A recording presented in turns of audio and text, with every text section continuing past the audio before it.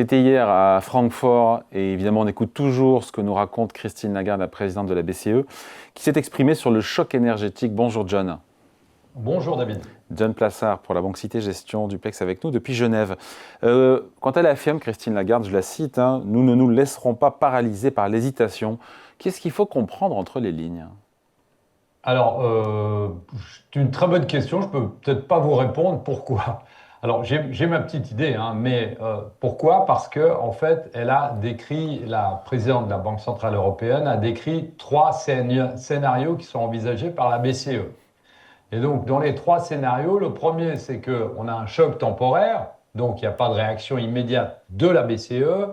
La deuxième, c'est un choc modéré, où en fait, il y a un ajustement limité de la BCE. Puis le troisième, c'est le choc durable, réponse forte et prolongée. Donc en fait, les trois scénarios sont effectivement les scénarios qui peuvent arriver. Et maintenant, sur la table, on n'a pas réellement d'idées concrètes de ce qu'ils vont faire. Alors, vous l'avez dit très justement, en introduction, on a un exemple récent, même si les circonstances sont différentes, mais on a un exemple récent qui est 2022. Et en 2022, on se souvient que la Banque centrale européenne, mais aussi les autres banques centrales, donc la Banque centrale américaine, n'avaient pas jugé opportun de monter les taux parce que l'inflation était considérée comme transitoire avec les prix de l'énergie qui montaient. Donc effectivement, quand Christine Lagarde se dit qu'elle est prête à agir, la question, c'est pas de savoir si elle est prête à agir, parce qu'elle a agi en 2022, mais la question, c'est de savoir quand. Elle a fait référence hier dans son discours à 2022, séquence encore une fois où les banques centrales, et on n'incrimine pas seulement la BCE, toutes les grandes banques centrales du monde ont été à la remorque de l'inflation. Oui, tout à fait. Et puis, en fait, elle fait écho sur ce qu'a dit le président de la Bundesbank, qui s'appelle Joachim Nagel, qui a dit d'une manière assez étonnante, selon moi, que la Banque centrale européenne se trouvait aujourd'hui dans une meilleure position de départ avec une inflation nettement plus faible. Factuellement, il a raison. Alors, factuellement, non. Apparemment, en 2022, au tout début, on est déjà à 4 ou 5% d'inflation. Là, on part et on est à 2 en zone euro d'inflation. On est à 2, mais si vous prenez juin 2021, où l'inflation a commencé à monter, et on parlait déjà d'inflation transitoire, on était à 1,9% en zone euro. C'est vous qui avez raison. Alors évidemment, si vous prenez 2022, on est même monté à 10. plus de 10%. Ouais. Mais on était dans une situation, et on en avait parlé, on avait fait une émission ensemble, je me rappelle David, où on se posait des questions, non pas qu'on avait une meilleure réponse que les banques centrales, mais en se disant, on a déjà ces prix de l'énergie qui montent et on avait déjà ce discours de l'inflation transitoire.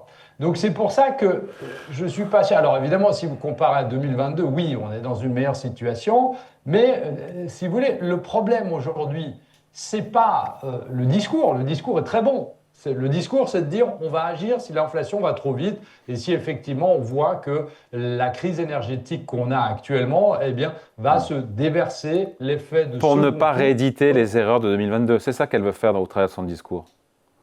Oui, mais le problème, c'est le timing. Et je répète, c'est-à-dire que si on est d'accord à agir, mais qu'on agit en fin d'année, alors que potentiellement le prix du baril continue à rester au-dessus des 100, et je vous rappelle un truc, David, c'est que personne ne dit qu'en début d'année, on ne parlait pas encore de la guerre en Iran, en début d'année, le prix du baril était à 57.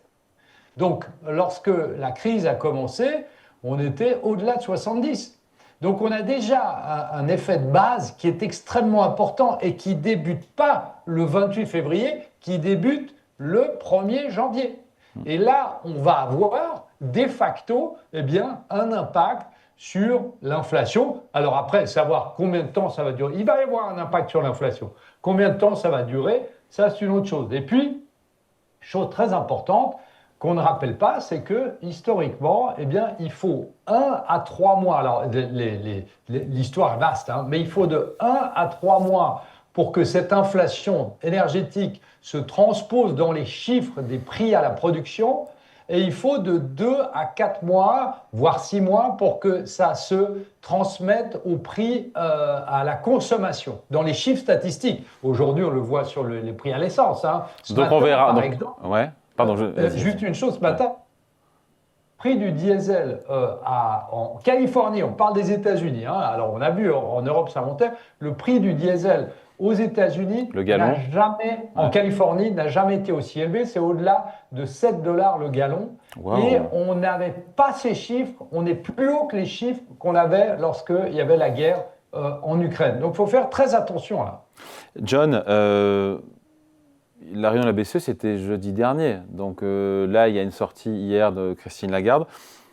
La tonalité de ses propos, c'est que c'est plus dur, c'est plus hawkish par rapport à la réunion de la BCE de la semaine dernière. Mais en fait, j'ai l'impression que les choses vont beaucoup plus vite que prévu parce qu'on a eu des données qui ont été publiées cette semaine en Europe qui a montré que l'activité du secteur privé progressait au rythme le plus lent depuis mai 2025. Donc, on est à un rythme sur le secteur... Oui, mais ça ne plaide pas pour une hausse de taux, ça. Alors, ça plaide pour une hausse de taux parce qu'en supplément, on va avoir de l'inflation.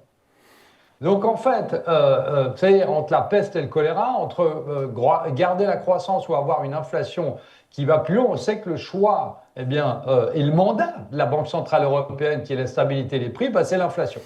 Ça, c'est sûr. Et évidemment, ça va à l'encontre de la croissance. Je suis tout à fait d'accord. Mais on a potentiellement, et on a vu ce matin avec des statistiques sur la confiance des ménages en Allemagne, qui a été publiée et qui met en avant les chiffres après l'intervention en Iran, eh bien, on est au plus bas depuis plusieurs années. Et donc, on a un effet ici sur la croissance, mais ce n'est pas le mandat de la Banque Centrale Européenne, mais l'inflation va, si on reste toujours sur ces niveaux, va continuer à progresser. Et juste une toute dernière chose, je viens de regarder, pas vraiment par hasard, j'ai regardé la corrélation, alors elle vaut ce qu'elle vaut, mais entre l'évolution de l'inflation en zone euro et puis l'évolution du prix du baril. Et vous voyez, si ça dure, qu'on a une corrélation qui est quasi similaire et quasi instantanée, alors sans aller trop loin. Mais on voit qu'il y a un rapport, donc il faut faire très attention. J'aime bien le discours un peu plus hawkish de Christine Lagarde, mais quand est-ce qu'elle va agir? Et c'est ça le problème. C'était ça ma question. C'était ça ma question pour finir. A priori, ce que disent les anticipations de marché sur cette première hausse de taux de la BCE? Il y a une réunion fin avril, après il n'y aura, je sais pas, mai ou juin. La première, elle est quand? Alors, on a des gens qui commencent à parler d'avril, c'est-à-dire de la prochaine réunion. Moi, ce que j'aimerais bien, enfin, si j'étais dans leur... J'y suis pas, mais ce que j'ai beaucoup aimé avec Jérôme Powell, c'est à la fin de l'année passée, le président de la Fed dit on va faire des coupes préventives. Vous vous souvenez de ces fameuses preemptive cuts? C'était de dire on va couper les taux avant qu'il y ait la crise. Ce que j'avais trouvé absolument génial, ça avait été fait seulement 2 fois dans l'histoire américaine, c'était très positif pour la croissance américaine. Eh bien là, je pense qu'il faudrait faire des hausses préventives et pas attendre. Et alors évidemment, on va avoir un impact sur la croissance, évidemment.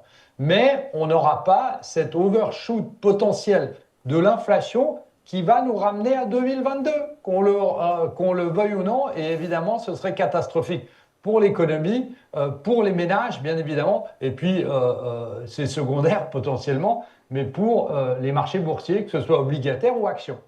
Allez, merci beaucoup. Explication signée John Plaza pour Cité Gestion en duplex avec nous depuis Genève. Merci John, bonne journée. Merci David.